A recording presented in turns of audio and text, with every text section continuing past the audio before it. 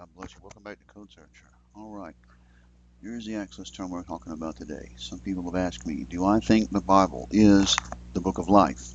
Well, in my opinion, I would say yes, it is. Here we have the book of life right here, and the word, the Bible, right next to it. It's in reverse, so it's not in the plain text, folks. But if you go on by proximity and small and skip, there you go.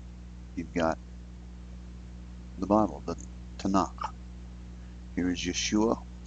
We know that Yeshua said, I am the way, the truth, the life. Chesed, mercies, the mercies of God. Um, Yeshua is also here in the plain text. And also, look at this. We've got the Bible codes right there in Zophim, which is hidden. This is really interesting here. We've got the names of the righteous connecting with the Mem. So we've got Zedekim of the names, the righteous names, and mercies of God right there. Really interesting how this first verse, which is, you can see here, is the bulk of the table. This is all prophets right here, starting with Zechariah, and then we've got Malachi, and Psalms, and Psalms. And this one down here is also Psalms. So let's just look at the verses that are here. I kind of scale this one back a little bit so we can have enough time to read everything. But this is really interesting here because this absolutely speaks of the Messiah as Yeshua right there. So we're going to go to Zechariah, 6th chapter is where we are. We'll start at verse 11. And here we are. Verse 11. Let's back up just a little bit. And the word of the Lord came to me, saying, Take of them of captivity, even of Heldiah and Tobiah, and of Jedediah, which are come from Babylon, and come thou the same day, and go into the house of Josiah the son of Zephaniah. Then take silver and gold, and make crowns, and set them upon the head of Joshua the son of Josedek, the high priest, and speak unto them, saying, Thus speaketh the Lord of hosts, saying, Behold, the man whose name is the branch, and he shall grow up out of his place, and he shall build the temple of the Lord.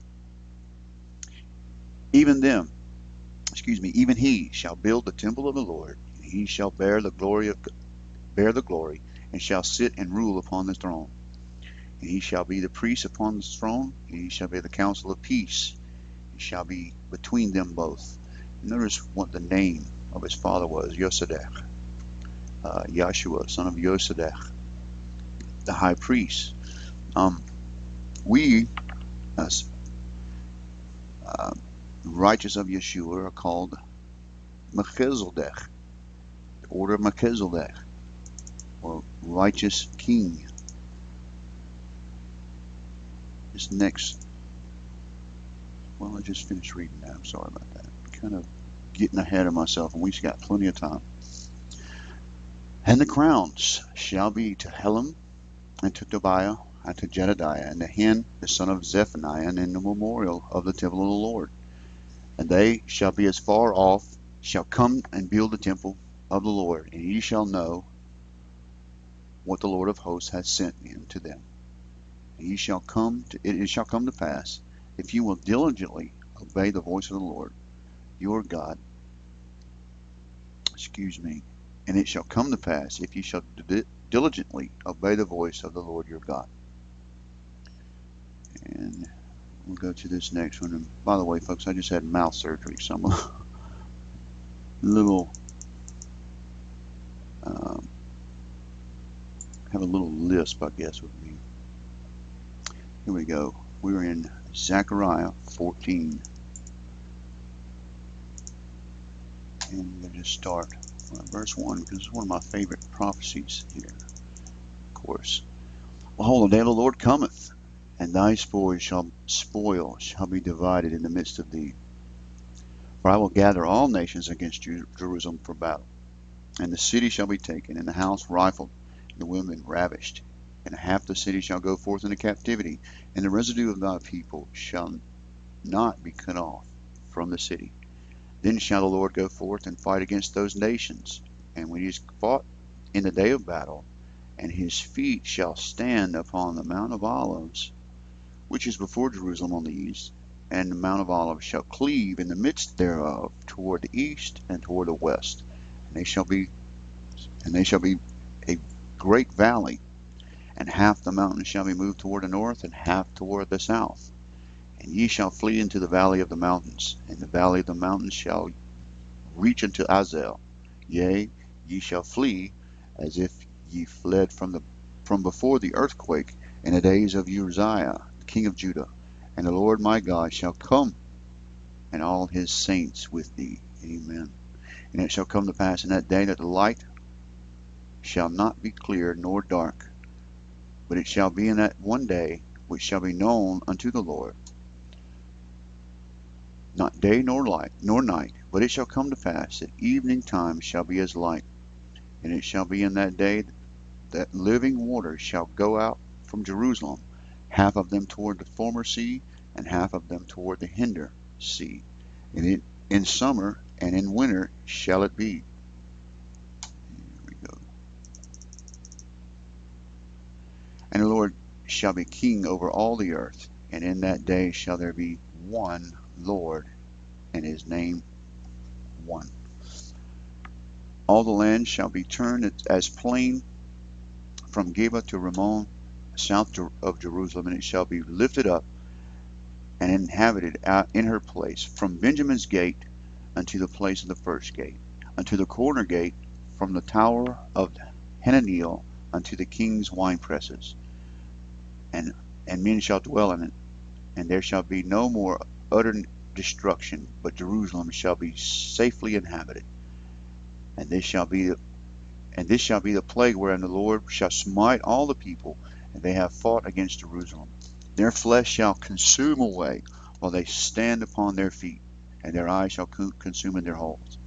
And folks, this is absolutely what's taking place in Zechariah 5, with what is absolutely an atomic holocaust. If you study that, it is not talking about a woman in the basket. The word is Isha, which is fire. And the descriptions given there is of a nuclear missile. It's very clear. Here it is in 14, where it talks about their flesh shall be consumed while they stand upon their feet, and their eyes shall be consumed in their holes, and their tongue shall be consumed in their mouth. And it shall come to pass in that day that a great tumult from the Lord shall be among them, and they shall lay hold of every one on the hand of his neighbor, and his hand shall raise up against the hand of his neighbor. And it shall be in the plague of the horse and the mule and of the camel and of the ass and of the beast, that shall be all these, and it shall be in these tents as the plague. And it shall come to pass, every one that lifted up all the nations against Jerusalem shall even go up year to year to worship the King and the Lord of hosts, and to keep the Feast of Tabernacles. That would be all Gentiles as well. And it shall come to pass, whosoever not go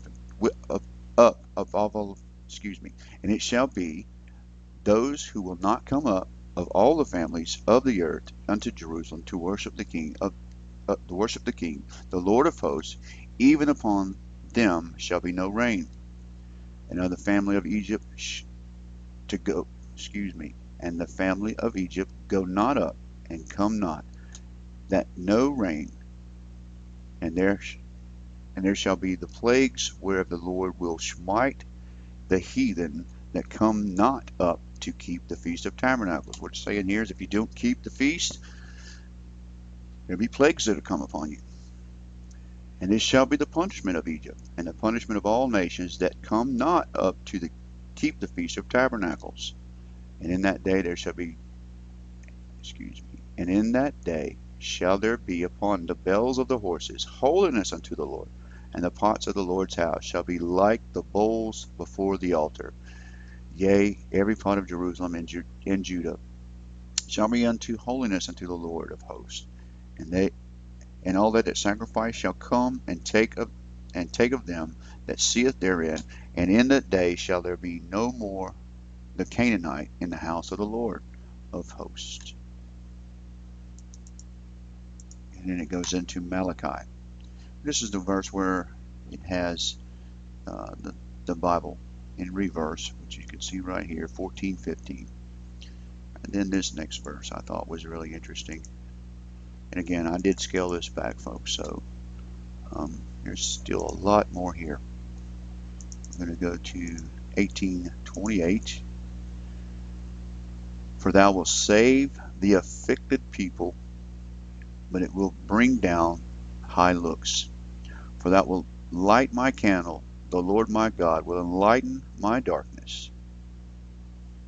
For by thee I have run through a troop, and my God I have leaped over a wall. And by my God I have leaped over a wall. As for God, his way is perfect, and the word of the Lord is tried, and as he is a buckler to all those who trust him. For who is God to save the Lord, or who is the rock to save our God? It is God that girdeth me, and strengtheneth, and maketh my way perfect. And I just kept on going. There we go.